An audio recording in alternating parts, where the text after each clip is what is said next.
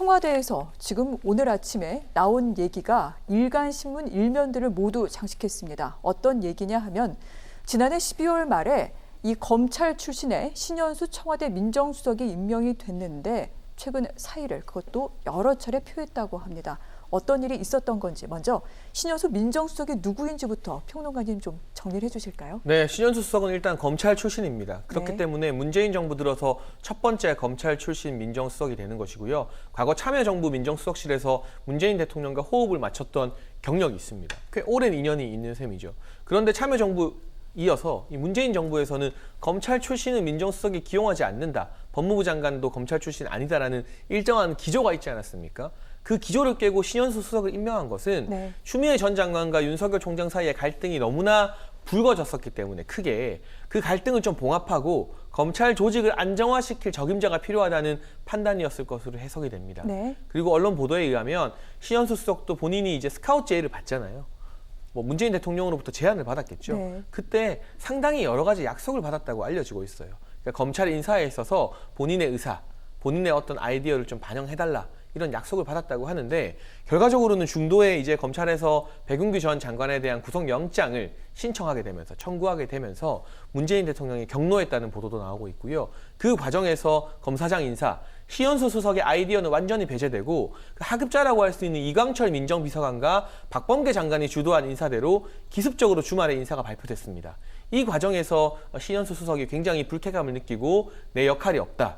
그리고 어떻게 보면 신 수석 입장에서는 본인에게 믿고 맡겨준다고 약속했던 문재인 대통령이 그 약속을 어긴 셈 아니겠어요? 결과나 이유 여부를 떠나서. 그렇기 때문에 문재인 대통령에 대한 실망감도 좀 작용을 하고 있는 것 같고 오늘 청와대에서 발표하기로는 몇 차례 사의를 표명했지만 거취에 변동이 없다고 했는데 네. 이걸 들여다보면 사의를 철회했다는 표현은 청와대 발 기사에서 나오지 않습니다. 그 말은 아직까지도 신현수 수석이 사의를 유지하고 있는 것으로 해석이 되고요. 이광철 민정비서관도 사표를 썼다는 이야기가 들립니다. 아마 문재인 대통령이 신현수냐 이광철이냐 둘 중에 한 명 양자택일의 선택을 해야만 하는 그런 상황이 민정수석실 내부에서 펼쳐진 게 아닐까 예상이 가능합니다. 그렇군요. 자, 문재인 청와대 임기 1년여 남았습니다만 이렇게 청와대 내에서부터 갈등이 불거져 나오고 있는 부분 많은 언론들이 지금 주목하고 있는 내용인데 방금 말씀드린 대로 청와대도 이 부분에 대해서 좀 당혹하는 분위기도 하고요. 오늘 이례적으로 여기에 대해서 일부 좀 확인을 하는 부분도 있었습니다.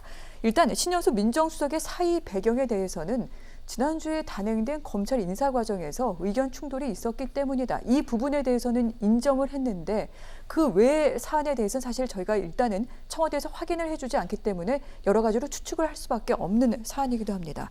교수님께서는 어떻게 보십니까? 일단 청와대 발표는 이런 거예요. 지금 말씀하신 것처럼 갈등 요소가 있었다. 네. 그러니까 내용은 이렇습니다. 청와대 발표 내용을 제가 정리해서 말씀을 드리면 이제 법무부 장관이 검사장급 이상 고위 검찰 간부들 인사를 단행을 했잖아요. 4명이 바뀌었습니다. 그런데 이 4자리가 바뀌는 과정에 신현수 수석이 네.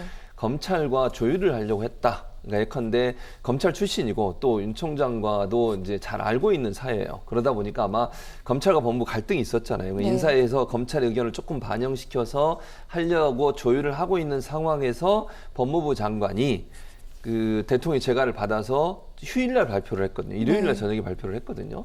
그러니까 이제 신현수 수석 입장에서 본인은 중간에서 지금 조율을 하려고 노력을 하고 있는데 그 과정에서 법무부 장관이 대통령의 재가를 받아가지고 발표를 해버리니 거기에 이제 본인이 좀 서운함이 있었던 것 같아요. 즉 본인은 검찰과 법무부가 좀 잘 화합할 수 있도록 하는 방안으로 노력을 하고 있었는데 법무부 장관이 그걸 무시하고서 대통령이 재가 받아서 그냥 발표를 했으니 본인이 하고 있는 노력이 이제 숲으로 돌아간 거잖아요. 아마 거기서 갈등이 좀 있었던 것 같아요. 그리고 이제 일부 언론에서 얘기하고 있는 이광철 비서관과의 갈등료는 없다. 그거는 아니다라고 얘기를 했어요. 그래서 법무부와 민정수석 간의 갈등 이렇게 표현할 수 있을 것 같고요. 아마 인사 문제 가지고 검찰 측과 어떤 조율을 해보려는 신현수 수석의 노력이 제대로 받아들이지 않은 것에 대한 불만의 표현, 그런 표현이 아마 이제 사표를 제출하는 걸로 나온 것 같고요.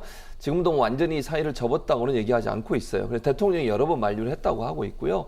아마 이제 또 임명한 지가 얼마 안 됐잖아요. 지금 상황에서. 그리고 이강철 비서관도 사표를 제출한 걸로 알려지고 있는데 이거는 그 전 민정수석 있을 때 이미 사표를 제출한 것이지 이번에 이 갈등 때문에 사표를 제출한 게 아니다라고 지금 해명을 하고 있는 상황입니다. 그래서 뭐 청와대 해명은 그렇고요. 네. 제가 볼 때는 뭐 이런 갈등이 뭐 외부로 표면화된 건 저는 뭐 긍정적으로 보진 않지만 뭐 의견이 다를 수도 있고 서로 뭐 이게 충돌이 일어날 수 있는 거죠. 다만 이게 외부로 표현되기보다는 잘 갈등이 마무리될 수 있도록 했어야 되는데 네. 그런 부분이 없이 이렇게 갈등이 외부로 노출된 것은 상당히 부정적이다. 청와대도 부담이 될 수밖에 없고요. 현 정부에도 이런 갈등이 노출되는 순간 그 자체가 부담이 될 수밖에 없거든요. 좀 안타까운 상황인데 빠른 시간 안에 좀 조율이 돼서 마무리가 되지 않으면 이게 또 다른 갈등을 유발시킬 수 있거든요. 근데 그런 부분들을 좀 잘 좀 인식하고 당사자들이 어떤 방법으로 해결할지를 좀 머리를 맞대고 논의를 해야 될 거라 이런 생각이 듭니다. 그렇군요. 뭐 수석들 가운데 어떤 서열이 정해진 것은 아닙니다만 그래도 뭐 일각에서 얘기하는 바로는 민정수석은 수석 중에 수석이다 이런 얘기가 있습니다. 그런데 그 민정수석이 임명된 지 한 달 반여 만에 지금 여러 가지 부분에서 서운함을 느끼고 자신이 배제된 부분을 느끼고 사의를 표명했다. 이런 사실이 전해지는 것 자체가 지금 여러 가지 좀 시사하는 부분이 있는 것도 같습니다. 물론 이 사의를 대통령이 반려했고 일단 이 부분에 대해서 그렇다면 신현수 수석이 자신의 뜻을 꺾었는지는 아직은 모르겠습니다만 어제 오늘 언론 보도가 계속 잇따르는 가운데 청와대에 출근해서 일은 하고 있다라는 부분까지는 확인이 됐습니다. 앞으로 어떻게 조율이 되는지 계속 눈여겨봐야 되는데 그래서 주목되는 부분이 하나 있습니다. 바로 검찰 중간 간부 인사가 곧 단행될 예정인데 지금 아마 신현수 민정수석과 박범계 법무부 장관 사이에 갈등을 빚었던 내용 가운데 하나가 이성윤 서울중앙지검장이 유임된 부분인 것 같습니다. 그렇다면 그 이후 서울중앙지검에 이 지휘 라인들에 대한 인사는 어떻게 되는지 이 부분에 대한 관심이 쏠리고 있고요. 아시겠지만 이 지휘 라인들 지난번 윤석열 검찰총장 징계 당시 이성윤 중앙지검장에게 반기를 들었던 바 있습니다. 아울러 중앙지검에는 여권 인사들이 연루되어 있는 주요 사건이 지금 많이 여기서 지금 다뤄지고 있는 중인데 이 수사팀을 어떻게 인사를 낼지 여기에도 관심이 모아지고 있습니다. 교수님 어떻게 될까요? 저는 최소화하지 않을까 하는 생각이 들어요. 그러니까 네. 지금도 중간 간부를 많이 바꾸게 되면 논란이 될 수밖에 없고요. 또 수사를 진행하고 있는데 수사팀을 바꾸는 것도 여러 가지 논란을 불러올 수 있는 요소가 있기 때문에 제가 볼 때는 7월에 검찰총장이 이제 바뀌게 되잖아요. 임기가 끝나게 됩니다. 그 이후에 아마 대대적인 인사가 일어날 것 같고요. 왜냐하면 검찰 간부들도 그렇고 또 중간 간부들도 일정 부분 인사를 할 것 같아요. 그러니까 지금 상황에서 7월까지 얼마 남지도 않았는데 인사를 해서 또 다른 어떤 논란을 불러일으키는 자체가 정부로 상당히 부담스러울 수 있고 그런 상황이라고 하면 제가 볼 때는 크게 인사를 하지 않을 것 같고요.